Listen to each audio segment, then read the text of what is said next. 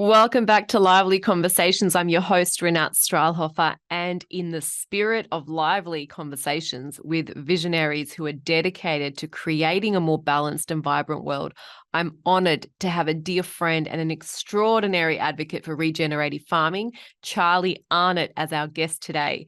Now, what makes this interview particularly special is that Charlie isn't just an inspiring guest, he's also a cherished friend. We've shared stories, dreams, and experiences over the years, and it's been an absolute joy to bring his wisdom, his passion, and his unique journey to all of you. Charlie's led an incredible transformation on his family's farm from a conventional high-input operation to a regenerative nature partnering haven.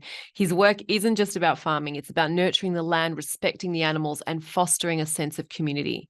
His dedication to the culture in agriculture aligns beautifully with the LiVELY movement as he reminds us that our choices can contribute to a more vibrant and interconnected world.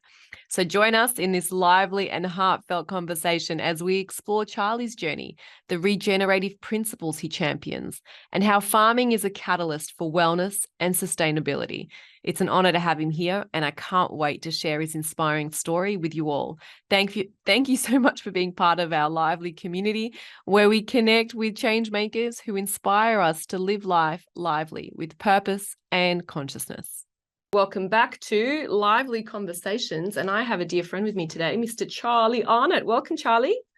Arnott, thank you for having me in your wonderful studio. I'm very envious, actually. Wow. Yeah, I know. I'm excited. I know. So I've got a little bio here. It's pretty amazing, your bio, Charlie. An award-winning 8th-generation Australian farmer, dedicated educator, passionate advocate for regenerative farming and wellness practices. So over the years, Charlie's family farming business has evolved from a conventional industrial high-input mixed enterprise to a biodynamically principled, holistically managed farm that works in harmony with nature. You've seen this for 15 years. Is that right, Charlie? 18 now. Oh, 18. Where you've adopted organic, biodynamic, and holistic grazing principles at Hanamino, their 5,000-hectare property in Burrawa, New South Wales, Australia. And under Charlie's guidance, the farm is transformed into a source of clean, healthy, and nutrient-dense foods produced with the utmost respect for the land and its resources. Now, your vision for regen agriculture reaches beyond food production, and you touch upon natural resource management, Indigenous wisdom, human health, and community dynamics. Your commitment to fostering a healthy planet and a better future for all of mankind has a powerful force in the whole regen farming community. So I'm extremely honored to have him sitting here with me. I know that he's got a lot of community engagement that he calls certified by community. I'd love to actually start with, what is certified by community, Charlie? Well, that sort of brings up the whole notion about the current certification system, which is, I mean, I've tasted plenty of shit, can I swear? Yeah. Shit, organic food. And that's organic. It's organic and organically certified by default. Chemicals have been taken out of the system. It's still edible, but it's not necessarily nutrient dense.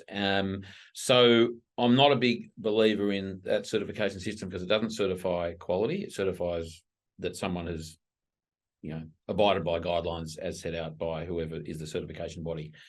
So it's a bit, it's not that I don't trust it, it's a point of difference, and some people may find the value in that, knowing it's organically certified and they can buy that with confidence.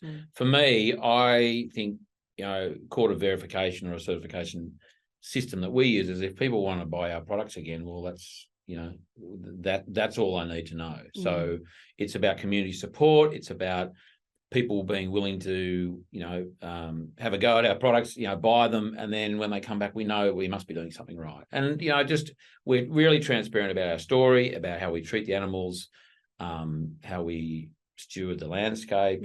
And that's where we see the value, as opposed to a system where you basically, it's all about the inputs. Like, I'm not putting this in, I'm doing that. What we're interested in is the outputs. Outputs from a human health point of view, nutritional food point of view.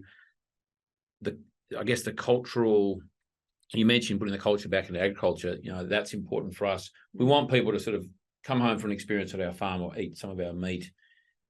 We want them to feel and look and smell and be different. We want people to say, where the hell have you been? What have you eaten? Like, what's going on? And go, I went to this farm, we had their meat. That certification by community. I love that. So what do you think have been some of your most important rites of passage to get you to this point? Well, there's good and bad. There's the tough ones of being the weirdo, I've always been that way, I sort of haven't necessarily done things normally at any time necessarily, except when we were conventional farming in that sort of agricultural context. So just, I guess, I wouldn't have called it courage back then. It's just like probably would have felt a bit silly just doing things and just go bugger it. Well, I just want to do things differently. It didn't feel right to be doing what I was doing in conventional farming. So trying different things and understanding that people are going to think you're a weirdo and that, why is he doing this? And so there's a bit of criticism, but that's all fine. That's almost presented a challenge to me. It was like, well, fuck you. I'm going to do it anyway. There's nothing that you're telling me is going to change my mind because I've had the experience, I've had the illness, I've had the financial, the mental, the environmental strains. There's enough that I know that backs my decision to do things differently. So that's a bit of a rite of passage, but that's less nowadays. There's more people on the team. There's more people in farming, growing food, proving with results, identifying the benefits, advocating for the practices that it's a bit easier now. So there's that sort of side of it. Experimenting, failing, getting it wrong, that's really important. And I am one of those people who learns only through failure, and getting it, stuffing it up. Because I remember the pain more than the pleasure. That's one of the basic human kind of things. So, and I've made plenty of those, even when I probably shouldn't have, or had all the other tools and all of the advice and the help. That's been a real rite of passage, but I think it's you bear scars of that, but they're the ones that sort of stick with you the most. What else? It's a really good way to put it. I love the whole rites of passage stuff, which is a whole other conversation in terms of family succession and ages and all those things. But it's actually, it was easy for me to do what I did because I had a father that was supportive. So there's somewhat like a family rite of passage thing. Dad, I guess he did become, in Australian farming and probably around the world, succession's a real problem. It just seems to be a thing that people don't want to touch, don't want to look at, don't want to discuss. And the key with succession is get it done early, and at least look at it early. I'm talking about siblings inheriting, buying the family farm and so on, all the dynamics of that. And it's not generally done well or at all. But my father was very willing to give me the responsibility, and he became somewhat of for me, and I didn't know that language at the time, an elder. Like Dad he did sort of retire, but I knew how much joy he got from it. And so I felt a big responsibility to make sure he was still involved, because he'd been a farmer for most of his life. He worked in a biscuit factory after school, but he loved farming, and I knew it wasn't going to be good for him if he lost touch with that. So it was important for me. I had that support. I took him to my farming conferences, all the weirdo farming conferences. I mean, he's not, he's not that guy, so it was really courageous of him. Maybe he was curious, maybe he was scared, and just thought, oh my God, what's my son getting into? And the lovely thing was that we had, at those conferences and those gatherings, he met wonderful people. I probably didn't give him the confidence that what I was doing was right, but I think those people did, because they were kind of, in his eyes, they were normal. He knew some of them. He knew their parents, but he went, oh, okay, you're doing this crazy stuff. Maybe it's okay. Maybe I can rest a bit easier. But he was very courageous in letting me do what I did. Yeah. And there might have been a few occasions when I probably wished he had pulled me on. Self-sabotage. Well, but he, I guess he also appreciates the the power of failure or what we get from that, So so they're kind of, I guess some of the dynamics of from then to now. I've not finished. There's so much more to do. Every day is a new thing.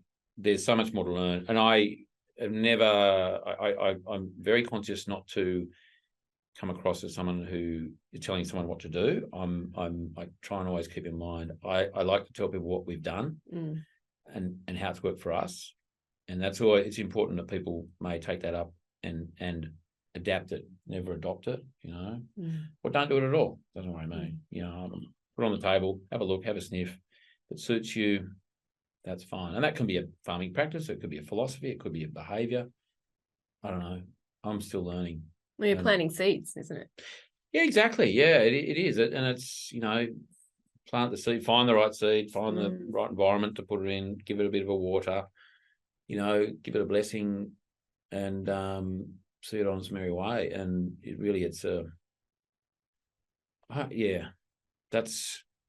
that feels like the right thing to do. Yeah. Is it not, oftentimes I'm in a position where I'm interviewing people who are living their purpose, and a lot of people listening to this are understanding that it does take a certain level of decision making to just take steps every single day towards that part of you that recognizes why you're here. And I do feel that when I look at you and your work and the steps that you take, they're very, I don't say calculated, I don't think that's the right word, but I think it's purposeful. I think you can have a level of calculated with purpose. So I think one of the first things we should really cover is, what is regen agriculture? Everyone has their own definition. I try and not get too much into the debate of what's right or wrong or is or isn't. My very simple one is any practice, philosophy, behaviour that builds the quality and or quantity of soil. You generally do both at the same time. And the slightly extended version of that is any practice and philosophy and so on that contributes positively to one or more of the 5 landscape functions. That sounds complicated, but it's pretty simple. So you've got the solar cycle, the water cycle, hydrological cycle, the biological cycle. That's the sort of the living part, animals and plants. The mineral cycle, the elements of that. And then you have the people part in all that. And if you're doing something that is enriching even just one of those, and generally you can't do one without doing a few others as well. If you're doing that, then that's what I would call a regenerative practice. And the people elements are one that people often forget. We think farming is about cattle and sheep and grass and soil and water and sun and whatever.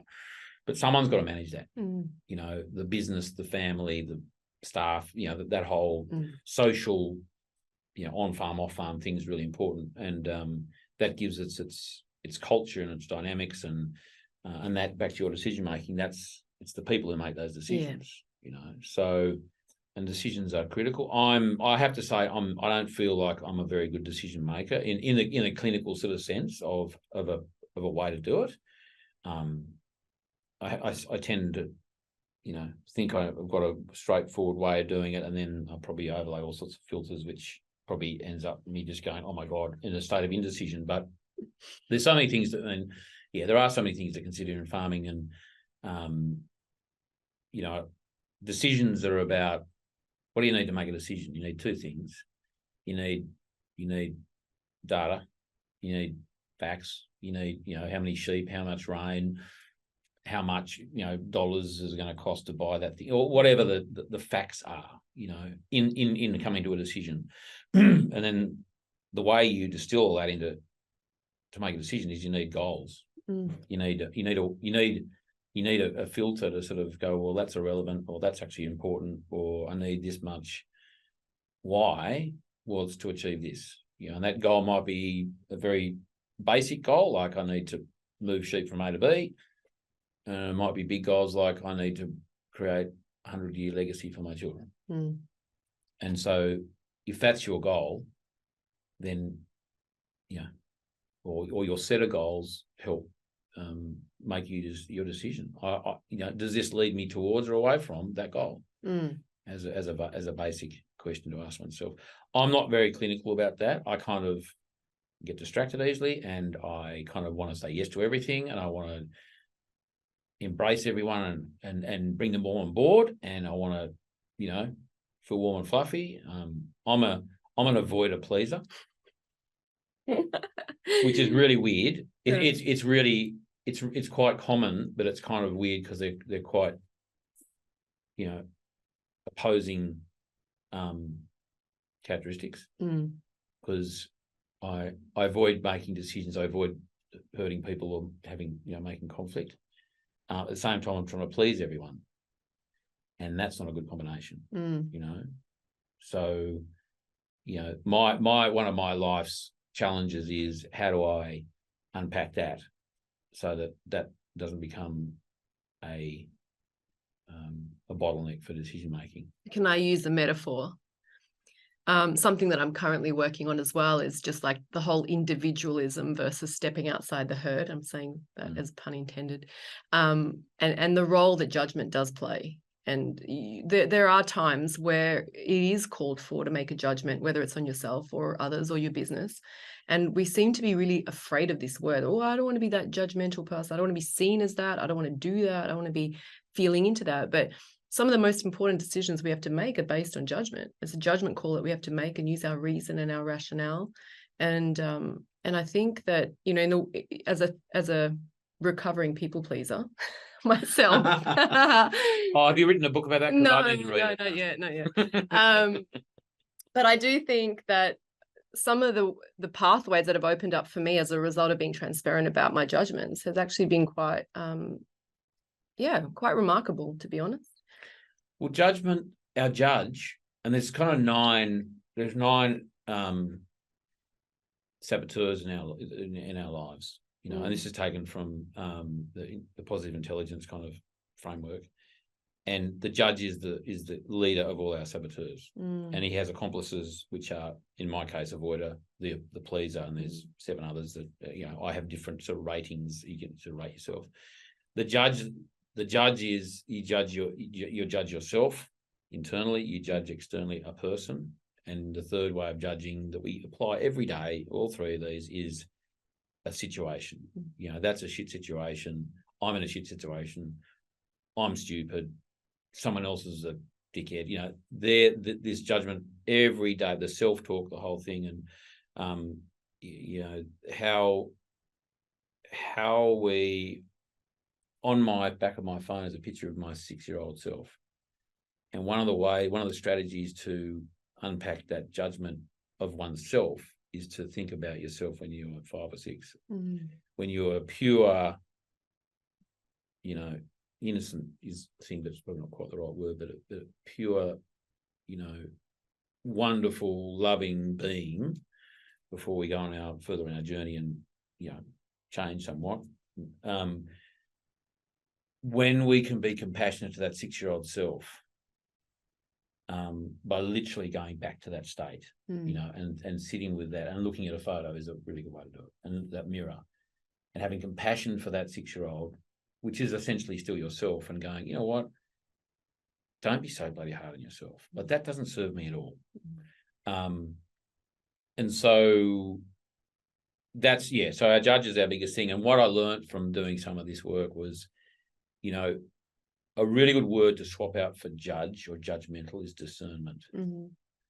You know, so and that resonated with me a lot, because I'm not going, that's good or bad. I'm not judging it for the right, the wrong, the black, the white. It's, you are objectively looking at that situation, that person, whether it's yourself or the situation or someone else, and just being discerning. And it's just a whole nother different filter. And it's taking away, I guess, you know, the emotion in some ways, which is not a bad thing.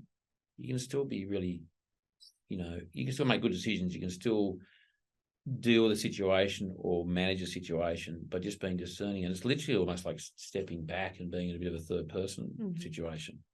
So I try and apply that word wherever I can.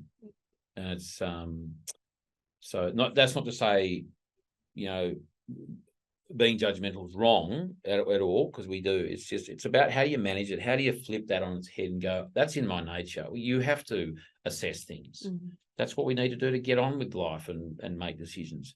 But if we can sit in that place of discernment, it's quite powerful. Yeah. You know,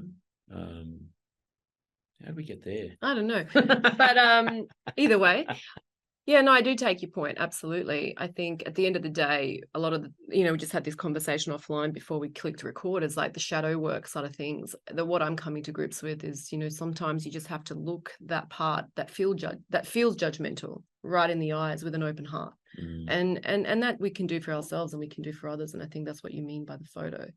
So, oftentimes, I mean, you and I are both parents. We've got a son that's the same age. And, we're reparenting our inner child all the time. This is just how it plays out with our future, with our kids. We learn from them, don't we? Yeah. We should, I mean, not should, I don't know the word should, but, if you're a parent and you're kind of open to the experience and appreciating your own inner child and your own 6-year-old self, then there's a lot to learn from kids. I did a breathwork session on the weekend, and with a group of other people. And Zach Bush was part of that kind of group, and this is my second breathwork session. But what I got from that, what I took a while to get there, but then I was a mess, was my 6-year-old self. It's been a real theme the last week, and for a reason. It came up yesterday a lot when I was speaking with him and did an interview, and it. What came up for me was that I needed to forgive myself. My 6-year-old self needed to almost forgive my current self for letting my current self kind of overshadow the 6-year-old self, because that was me in my purest form. And life has kind of got me to this point, but I've kind of forgotten, potentially how to be playful, how to see things differently without all these filters we put on there. And the other part of that was again, back to the photo, which, is something I've had for a while, was being compassionate for that 6-year-old self. Yeah. Bring it out, let it run, let it be, let me use his eyes to see things as often as possible. It was really, I mean, I was shocked, wasted that day, but it was great. Yeah, it never stops, does it? Now, my next one, farmers. I love this on your website. Farmers are often described as the original doctors and providers of wellness. So we're talking healing here as well, right? Now, what's the most... And the original branders. Branders. Yeah, because it was cattle. No, it was cattle. Like back in the day when farmers would mark their cattle, they would brand them. That's mine. That's where the word came from. So I want to talk about that, and how do we help more people understand the significance of the farming industry when it comes to wellness? Because I know a lot of people just go and buy their food, they're thankful for their farmers, but when we say the original doctors and providers of wellness, I mean, that hit me straight in the heart, because I love my local farmers. I buy from them. But I think, when we say farmers are the salt of the earth, let's explore what that really means on a day-to-day for you. Well, I guess, where did our original health come from? Apart from maybe spiritual health and kind of practices, but it was food, wasn't it? That was the other major input into our lives, was food. And back in the day when, everyone was growing their own and they did it naturally, it was as nutritious and clean and beautiful and as abundant as it could possibly be, and we had healthy people. Sure, life expectancy was less because people would go and, attack each other and have wars and whatever. But, that was our original source of nutrition. Yeah. And so we, as farmers, are kind of really we've lost that sense of responsibility and our purpose that's our role. I love the quote, Joel Salatin quote, you got a choice as an eater, as someone who eats food, and we all eat food, put your hands up if you eat food, that you have a choice every day to pay the farmer now or the doctor later. And it's much cheaper to pay the farmer now, and so much more value. You get the food today, you benefit from that today and every other day for the rest of your life as it contributes, and you avoid seeing that doctor down the track. And I have another kind of a angle with all that is, speaking gigs and someone was asking people, do they have a doctor? Who's your doctor? And they say, Dr. whoever. And how often, are they important? Oh, absolutely. They're a bloody doctor. They're my health. And how often do you see them? Well, once every, 3-6 months. Right. And have you got you can rattle off a few other professions when they're really important, but they don't see them very often. And I said, and who's your farmer? Like, what do you mean? He goes, well, who's your farmer? You got a doctor and whatever. Who else is important in your life? And he's like, I haven't got a farmer. I said, but how often do you need them? Well, it's 3 times a day. So this is the thing. We don't have farmers. Well, some people do. Some people go to farmers markets if there's one in their region, and they'll know them and buy from them. And that's wonderful. That's really good. Yeah, it's the next best thing to being on the farm. So I encourage people to get to know a farmer. Yeah. And that farmer doesn't have to provide everything. It's maybe just your meat, maybe it's your fruit and veg or whatever it is. And it's not always just about, it's never just about the food. It's about the stories. It's about the connection. It's about the social side of it, the cultural side of it, the community side of it. It's the financial side of it. Support those farmers directly. There's so much more to it than just putting that tomato on your salad and eating that. That's important. But it's this is the fabric of our rural communities, especially, that's been eroded because there are few farmers markets. Byron Bay, quite unique. Mullumbimby and elsewhere generally along the coast where there's farmers markets and in the main cities. Yeah. Go further out, hardly any. That's where most of the food comes from. And so let's support more regional centres to have farmers markets, and let's just get to them and take you. The other thing that, like, if you don't do it for you, do it for your kids. Your kids can't drive to the farmers market. You need to drive them there, but you also need, as a parent, to, I believe, provide nutrient dense food, and again, not just the food but the experience. Who are these farmers? Who are these guys that with the beards and the funny hats that make this yummy food that mum and dad cook? And then the kids will be going, can we go back to the farmers market? Can we go back to that funny looking bloke with the beard and buy that yummy chop? How good was that chop, mum?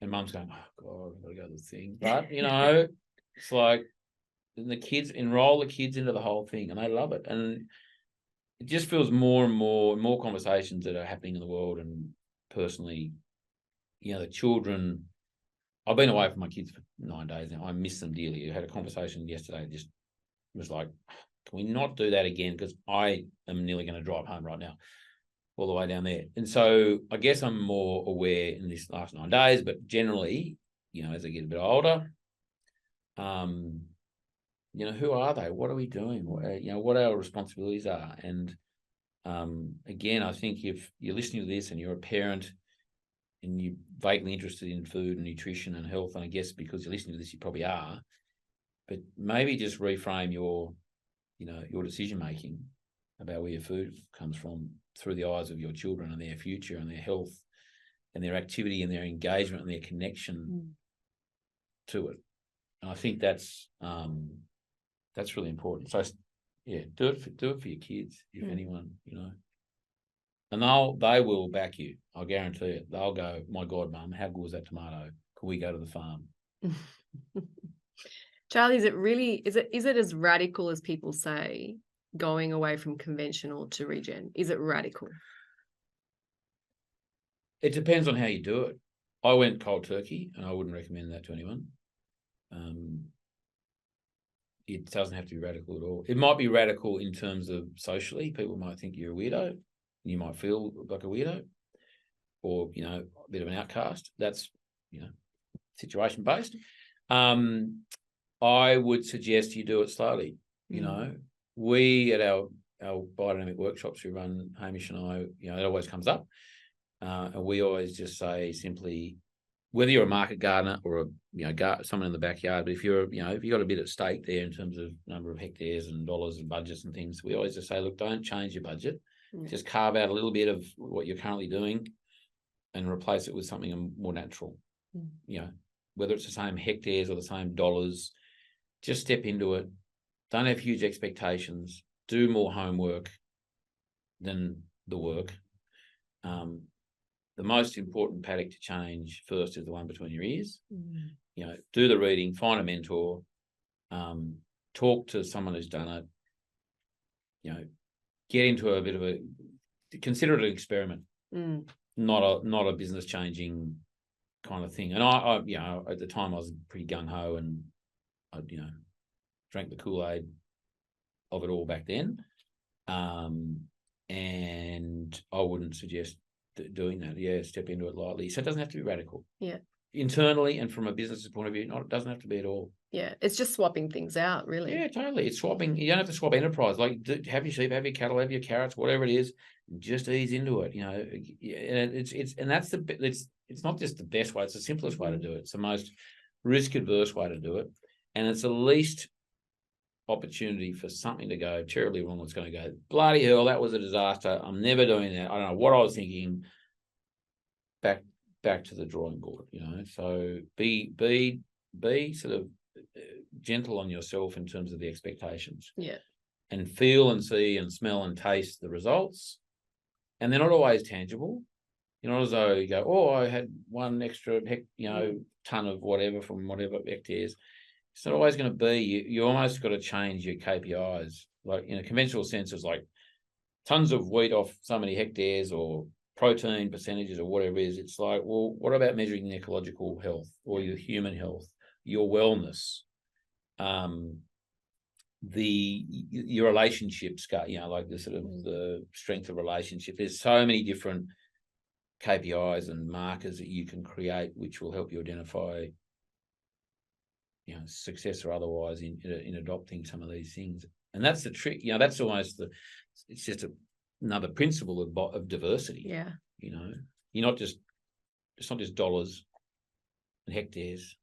It's number of birds, native birds that come back to you. It's the biodiversity in your pasture. It's the health of your family, and so many different things.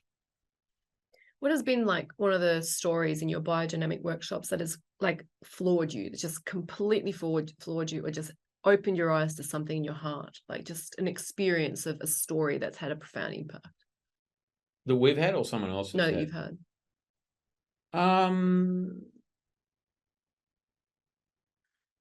There's quite a few. They're all pretty subjective. Like I can't sort of sit here and say, oh my God, we measured this day and that day. There might have been some things. Oh, we had a few years ago. I don't know. Usually when you spray soil preparations out, you put them after animals and so have been through a paddock when the grass is shorter and things. And that's what we used to do and do. And this particular time I changed that. I made it, I did it differently. I actually put the preparations out in front of some animals, like when the grass was long before they actually went to those paddocks. And they happened to be bulls with cows, so they were mating. And I think the same, maybe it was that's right. And we had this phenomenally improved conception rate that year. And I was like, oh, so we do that when we remember it at the time. We do that every year now with our sheep and our cattle. There are times when, for no other reason but sort of a location where we know there's a place at our farm where we make our compost. And there is no doubt something going on up there where biodynamics is hard to contain. That's why one of the reasons why I think it's hard to do experiments, because you can't have like plots and go. Biodynamics doesn't operate like normal fertilizer. Kind of spreads and does its own thing. And so we have this place where we make compost, and every time cattle or sheep go up there, they eat right next to that pit. And it's not like there's a whole lot of runoff from there, and it's like, oh, there's sort of a science here. There's, it's growing more grass. There's no doubt there's some vibe they pick up.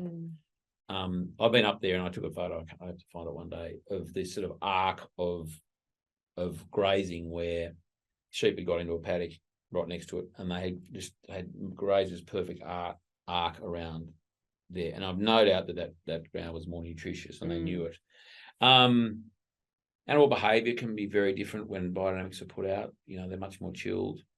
There's elements of biodynamics called peppering, which is not necessarily about fertility. It's about managing animals, in this case rabbits, and burning rabbits on a full moon and spreading the ash where you don't want them anymore. And I had an amazing result the first time I did any of this peppering. I won't tell you the whole story, but longish, but it was enough. And it was very at arm's length. I wasn't sort of doing all the observing or whatever. People were saying, "Oh my God, what happened to those rabbits? They're not there anymore." I went, "What'd you do?" I went, "Oh, I did this crazy thing." Weirdo. So hey, a weirdo. Yeah, weirdo start, but he knew I was a weirdo, so so I don't know. I'd love that there be more. Maria Thun, Thun, has written some great books on. She did a lot of experiments with biodynamics with vegetable growing, and the different treatments and the different times of moon cycles and constellations. And it's fascinating. It's fascinating. Would you say that's one of your proudest accomplishments? What? The rabbits. I've done snakes. I've done other things as well. The rabbit. I was proud because it was the first time, and it was absolutely conclusive. Like there was no doubt because I wasn't the guy doing all the observing. Someone else did all of the. They're here. They're not. What happened? When did it happen? They're back. It doesn't last forever, but it is a real thing. Yeah. Yeah, I love it. What have I got here? I've got. You've won several awards. I didn't even know this, Charlie, but so many actually. I just wanted to ask you though, what was one of the accomplishments that you're most proud of?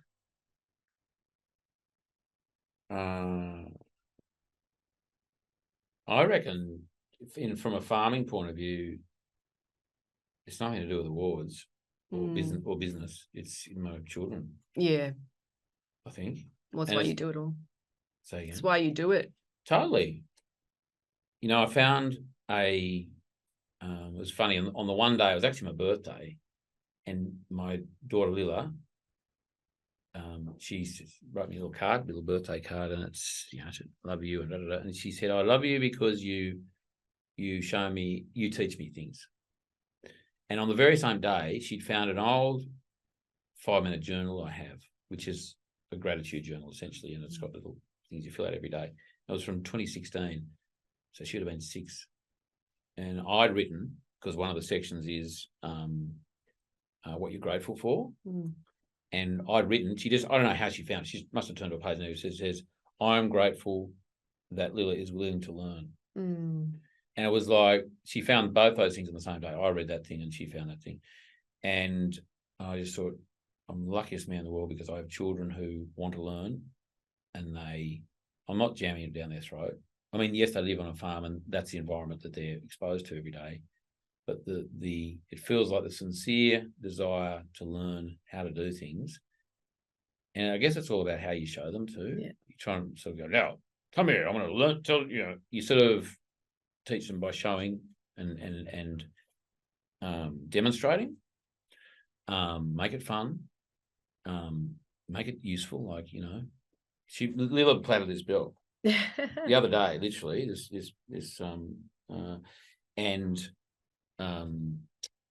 just dangle a carrot, and they are amazing. So that's my proudest moment is that they are on farm, learning, experiencing, loving, engaged. They get dirty. They get upset if they're in the yard for too long. They are learning so much, and it's that's really important. Lila's homeschooling. What she's learning now in year 7, being at home, and she's doing curriculum sort of stuff as well, of course, but that is standing her in good stead. The best stead for life, as I say all the time, and I'll say again, our job as parents is to prepare our children to leave us. And if they leave us and they're not prepared for the world, and the world changes every day, and you're as aware as anyone as to what's in front of them. We do our best to make sure that there's she's 13, what's that, 4 or 5 years before she's out in the world, sort of kind of responsible and 18 and doing her thing. I've got a few years up my sleeve, but I'm not mucking around. That she needs to be a citizen. My definition of a citizen, who's sovereign and who is capable and resourceful and useful and somewhat purposeful. She'll only be 18 then, so I can't expect her to have learned all, her role in life and what that all means. But we have a profound responsibility to ensure that she is prepared, because it won't just come back to bite us. I don't want her out there not knowing how the hell to deal with people and things and survival and intuition and compassion and understanding and resilience. Yeah. That's number one. So I'm most proud of their ability to learn and execute on their lessons, so to speak. Lordie's not quite 6 yet, so he's not quite plaiting belts, but he's well on the way. Yeah. Like I've just had a conversation with friends of mine, Joel and Erasmus, and the thing about looking forward, especially for our kids, is like we tend to like think 5, 10, like we think big chunks of time ahead. But one of the tasks that they asked of me was pretty profound, actually, was what if what you're reaching for is just 5% away? What would that 5% be? And there's just this feeling of ease in my body, like just automatic ease. There's so much that's 5% away that even that seems like, oh, wow, that's so doable. That's so energetically aligned. And, when I, for example, feel, the congestion of the online world, for example, the first instinct is to go outside, to get on land. And I mean, we live in the hinterland, so we're really fortunate where we are. But there are people that, are in that kind of concrete situation and their bodies are aching to get to nature. And you feel it, you can sense it. And so many people listening would feel that right about now. There's this ache to come back to land. Now you're living on the land and you're experiencing the vastness and the depth of all the lessons and the resilience that's available there. And I think we are living in times where nature is really, it's a call. And I mean that in the real sense of the word call. It's a real calling to listen to nature. It takes a certain level to dial into that tune, to be able to hear that call. When we've dialed in so much to technology, we're kind of like listening for the ping and the ding and the notification and, average 4 to 5 hours of scrolling and 2,000 taps on the phone a day, that we've almost lost the faculties of our hands. These hands have become blunt instruments, because instead of like going out and touching the soil or touching each other or playing music or cooking and using our hands for those purposes that you've described, we are scrolling and tapping, and we're putting technology in our hands as a substitute for what we really want to do with our hands, which is to get dirty and to feel that real cruck of life, and I think that's what you describe, because it just oozes out of you, Charlie. And when I said that to you before, it's like when I see you, the first instinct I get is I just get that farmer in me kind of just like resonating. And I was like, I don't even know how to farm, but like, I want to just grow some carrots, that kind of energy. It's funny you mentioned about the hands thing, because we also teach in our workshop the concept of like at the use of our hands, the skills we pick up and the things we create with our hands, and also our feet to some extent, which is kind of a bit more the notion of travel and footsteps and grounding. Yeah. So in some cultures, when someone's buried, they bury the head separately. And in many more cultures, the philosophy is that your hands and feet, your body essentially, because your hands and feet are the active components of your body, and the ends and limbs become your head. And if you actually get the human skeleton and you put your arms behind your back and your feet up, your fingertips become your top row of your teeth, and your toes become the bottom row of teeth. You actually can make a skeleton look like a skull backwards, and that's kind of how our reincarnation, our hands and our feet and our bodies become the head of our next reincarnation. And so as in our current life and activities, it's really important to use our hands. and our feet, and be grounded, because that informs the thinking of the next reincarnation. So the kids of today, on their machines, on their texting, not making stuff, not making plaited belts, not outside climbing trees, falling out, experiencing those things. It's about the biome and all that stuff that they get from being in nature, but it's also it's the activity, it's the learnings, it's the creation that they're missing and will miss, and will be to their detriment, I believe, in their next life. And the other thing that came up yesterday with Zach was, kids in nature are seen by nature, right? So a lot of the, you can probably trace a lot of the issues with children, and sound like a really old grumpy man talking about it. But a lot of those things can be traced back from kids not being seen, not being felt like they've been seen, for whatever reason. And one place where they learn to be seen and heard is in nature. And kids generally, I believe, who don't have that experience in nature, who don't have that feeling of being seen by nature and within nature and nurtured by nature, literally whilst they're under that tree, lying there, watching butterflies, digging up dandelions, if they're not seen in those formative years, that's really problematic, because they're looking for significance later on. They didn't get it from mum and dad, and they didn't have the natural opportunity to get it from nature, and that's not cool. That's not good. Yeah, I interviewed Jambi Githable, who's a local Indigenous custodian, and he said, the whole technology landscape, and as much as, we all use it, as I said, and the intentionality has to be there, but oftentimes it's a symptom of our disconnection with nature. The addiction, the mental illness, and it's a symptom of the fact that we know the ultimate safety and security comes from nature. It's the ultimate safety and security, and we're looking for it in all the wrong places. We're looking at it from, whether it's mummy and daddy or governments or doctors or wherever it may be. And the ultimate sense of security, I'm going to say it again, is our connection to nature. And the most secure people I've ever met or interviewed have got such a relationship with nature. It's profound, and it's not something that just like you have it and then it's just there. It's like you work on that relationship, you learn more from that relationship. Well, there's no coincidence that nurture and nature, pretty much the same word. And that's where children are. And I think, parent, I don't know, we as a child gets older and you loosen the rein and they're outside for a few hours and you don't see them, and they grow in their responsibility, and hopefully parents' anxieties are reduced.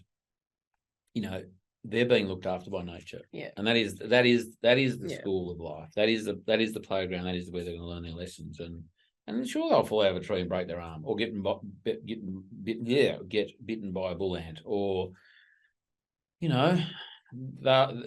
nature creates boundaries for people, for children. And, if they're not getting it in the home, they'll get it from nature. They'll get it from nature. And hopefully not, they won't get bitten too hard. And it'll be softly kind of exposure to boundaries with a few hard lessons. And it's a real gift that we have. Everyone really at the end of the day has opportunities too. Sometimes it's harder and sometimes easier to get to. It's not just a gift, it's really a responsibility to get them out there to experience that. Because you will build more resilient children. You will build more resourceful children. You will build children who respect and revere nature for its power and its beauty. As farmers, nature is our most compassionate, forgiving, ever-present, powerful business partner. The one that provides all the resources, mostly for free. And what do we do generally? We don't revere it, and we often blame it, and we don't often restore it from a conventional farming point of view. And we've because every farm is a business, really, at the end of the day. If we don't consider it as a business partner, our biggest one, then we're gonna end up in trouble. Yeah. Oh, I like that. My business partner. What's your I mean, obviously we've explored your relationship with nature and farming, but what's your relationship with technology? I have always been hesitant. I'm not particularly, it's not something I gravitate to. I appreciate the use of it. I'm often wary of it. You know, I guess I tend to be more skeptical initially, and have my own little filters of, is this going to mean my information is going to go here, or is it going to be lazier? Even technology, and Angelica laughs at me. We've got a car that when you're driving at night and you've got the high beams on, it'll sense when a car's coming, and it will turn its high beams. Our car will turn its high beams down, right? So you don't have to flick the switch, the bizzo. But I flick it anyway.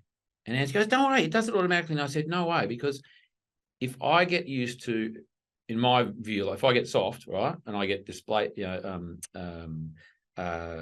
lazy, basically, and don't do that, and don't keep in that habit, I'll be driving someone else's car one day, or my own car that doesn't have that technology, and I'll be bloody flashing people over the place. It's just such a silly, simple example, but I just think I don't want technology to surpass basic human activities that I need to be responsible for and actually are impactful in some way. That's a small example, but it's probably a good one. That it's so simple. It's like, oh wow, it's easier to drive a car now because it does it for me. It's like bullshit. I don't want it to do that for me.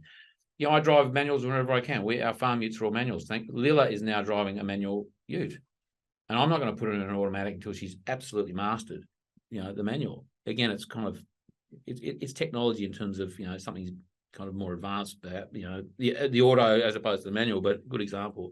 Or the donkey. Or a donkey. Well, she rides horses, and maybe the next thing is a cart. She has a phone, and it's a Nokia flip phone, and that's for protection and communication, not for social media. And Angelica squashed it the other day. It just stopped working, and that was like 6, 7, 8 weeks ago, and Lila couldn't care less. And we went, oh, we better get that phone fixed. So we got another one. So tech is, tech is my friend in the right circumstances. In terms of agriculture, there's a huge amount of tech that's coming on board in agriculture. It might be things like, and I'm going to get this, and this is just a smart way to do it, is there's tech that you can set up in your water tanks, your big reservoirs, and it'll tell you when the levels dropped. Because for me, that's like an animal welfare thing. And it's happened before, not with death, but with animals being stressed, is if something happens and the water empties out and it's not being refilled and animals don't have water, that's a problem. So I don't mind the idea of an app that tells me when my water tank's half full and it's leaking or whatever. That's good ag tech. Tech, for me, in an agricultural sense, that takes the people element, or literally people, out. I think that can be problematic. We have enough people leaving the industry. That's enough of a worry, just because of commodity prices, or people just want to move to the city. I mean, an interesting thing with all the COVID dramas, a lot of people moved out of the country. Fantastic. And with that, they brought all their skills, which is fantastic. But if we've got tech that's sort of taking labor out, people, culture, this is societal fabric, because you don't need that person anymore because something else has been done for you. I'm not a big fan of that. At all. And the whole AI things, broadly speaking, I'm not that comfortable with. There might be some aspects of it that are maybe of some benefit that does replace people, but I don't know. I think it's a real, it's not even a sleeper anymore. It's just one of those things. I think a lot of people in the world where AI is big and they feel like it's going to be amazing, and they're applauding it now. 5 years' time, they're going to go, what was I thinking? Because their business, right, will be obsolete. It won't be there, or it'll be half the size through AI, whether that's through that, the thing that pretty much writes everything for you and you don't need copywriters anymore and that sort of thing, or any other thing. It's just going to be, what looked like a saving grace for some people is going to be a complete disaster. And we, with the conversations we've had in our groups of Arman, and how that whole thing of deception, it's his tool for deception. And it's, I guess, at the end of the day, we've got to be careful. I'm conscious to make sure that I'm still in control. I'm the master of it. I'm not being mastered by it in whatever form it is. An app, literally a bit of tech in your hand, or whatever. I've got to make sure that it's bringing me more of what I want, consciously than not. Yeah.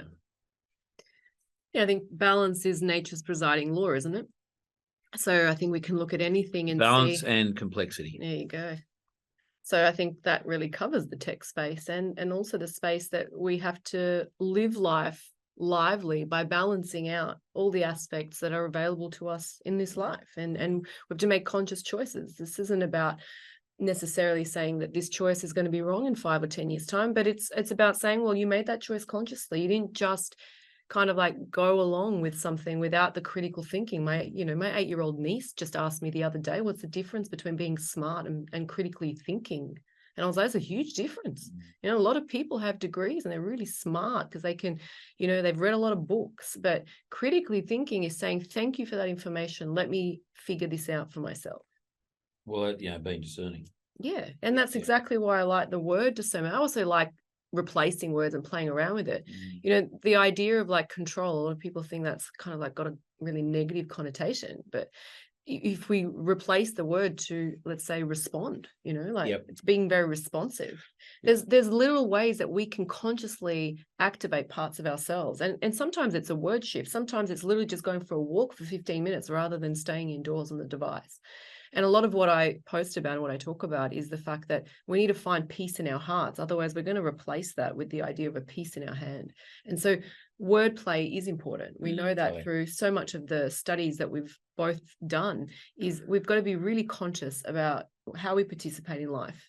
And participation is key. You can observe, and that's important too, but participation, that's what we're here for. I mean, this is a somatic experience of the body. Your body has the entire universe in it, and you can feel so much. And when I do these interviews, and one of the reasons I love doing these interviews is because I get to feel how somebody else is living life lively, and that has an imprint. That always leaves an imprint. And for the people that are listening, I'm sure that's left an incredible imprint on you as well. And I just want to say thank you, Charlie, because that's what you do.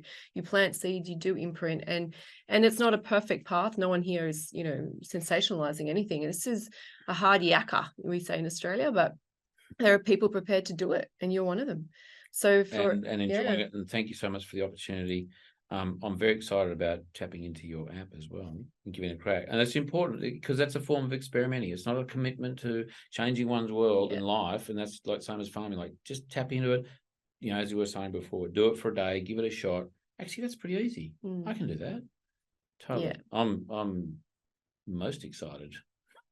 Thanks, Charlie. Lovely to chat. Awesome. We'll do it again. And thank you, everyone, for listening. If you want to find Charlie's work, you can go to Charlie's website at Charlie Arnott. CharlieArnott.com.au. I'm on Instagram, CharlieArnott1. We run workshops today, biodynamic workshops. We do other events. We've got an Airbnb on our farm, so you come and stay and do farm activities and hang out there. Lots of other things going on. Education's our big thing. We're doing another webinar series for anyone interested in sort of learning more about regenerative agriculture and different modules with sort of, again, farm trips and some of the world's experts in regenerative agriculture and different philosophies and principles. It's getting bigger, and we're really excited about that, sharing it with the world. Yeah, amazing. And for anyone that's interested, we'll have those in our show notes. Thank you, Charlie, for being here and for putting the culture back in agriculture. It's one of my favorite words, actually, culture. So for everyone listening, I'll see you on the next episode, and I hope you enjoyed this as much as I did. Thanks, Charlie. Thanks, everyone.